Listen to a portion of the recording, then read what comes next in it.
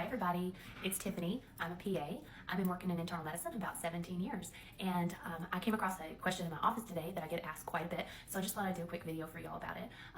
I get asked all the time if it's a good idea to take this supplement, Prevagen, to help protect your memory. So I just thought I'd give you the real answer. So Prevagen is actually a supplement, so it is not regulated by the FDA, but it is a protein that's found in bioluminescent jellyfish called apoaequorin, and so there's a few little things that you need to know about this. So because the FDA does not have as strict regulations out there on supplements as they do on actual prescription drugs, then they don't have to go through as rigorous amounts of testing, and they a lot of times will make claims and actually don't have to have the statistics to back those claims up. So let's go into what they claim they actually make. So originally they have been selling this product since about 2007, and their claim is it's clinically proven to improve memory and brain health. So they sell about $20 million a year worth of Prevagen, so they're doing a pretty good job of marketing this product. So when I actually got to looking into it, there's only 3 studies that Prevagen actually lists on their website about safety, and all 3 of these studies were actually done on rats. So that's a little concerning. So there's never been actually a study specifically done on safety in humans with Prevagen. Now there was an incredibly small study that was done with 218 people that the company does reference, and they call this study the Madison Memory Study. This included people ages 40 to 91, and they had self-reported memory issues but were not officially diagnosed necessarily with dementia. The study went on for 90 days, and it was split into 2 groups. One group had placebo, one group had Prevagen, and supposedly the study was double-blinded, and the groups did not know which one that they got. So interestingly enough, there were 9 things that they scored them in before and after the 90 days, and the study actually showed that between the 2 groups there were no significant statistical difference between the 2 groups in any of the 9 scores that they took. But apparently the marketers of Prevagen are pretty smart, and of course that's not going to sell very many supplements. So what they did is they did something called a post hoc analysis with the data. So they actually took the data and re-looked at it, and they sliced and diced the data, and they actually found a few subsets of the groups that reported higher scores before and after the trial on certain scores. Specifically, people that had normal memory at baseline that took Prevagen showed slightly higher scores on their verbal scores at the end of the trial, but those were only shown in a very small subgroup of people that were in the trial. It was not shown to be clinically significant on the actual trial.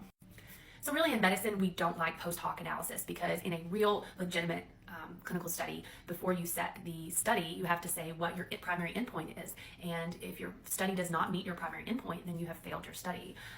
Always kind of say what a post hoc analysis is. It's like betting on a racehorse after they win the race. So if you already know what you want the data to look like, then it's real easy to kind of cut up that data and slice and dice it and make it look that way. The other thing about this study was very small. It's 218 people, and it was actually done by 𝐸𝐶 Biosciences, which owns Prevagen. So a couple of sketchy things about this study.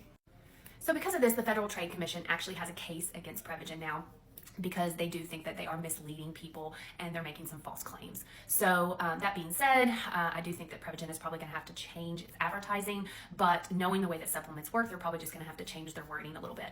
I still think people come in all the time asking me about Prevagen, so I'm not sure that that's really going to really help the American public, because I still think that they really strongly associate that marketing of Prevagen with memory. So all in all, in my clinical opinion, I don't see any evidence, at least strong clinical evidence, that Prevagen does much anything for memory. Again, I'm a PA, but I'm not your PA, so definitely talk to your own provider and see what they think. So most importantly, what are the ways that we know that you can prevent dementia? Because it's obviously something that we're all concerned about, especially if you see a family member or a parent deal with dementia. We all want to know how can we not have to deal with that when we get older. So most of the things that you can do are actually things that you can change your lifestyle. So decreasing smoking or stopping, decreasing your intake of alcohol, eating a healthy and balanced diet, and increasing your physical activity. Not being sedentary and actually increasing that blood flow to the brain is shown to be helpful. Making sure your blood pressure and your cholesterol levels stay in check. And then there's 2 that may surprise you. One is to not socially isolate yourself, because we find people that are socially isolated or depressed tend to have dementia or have a higher tendency towards dementia. And then the last one is actually if you have hearing loss, to make sure and treat that.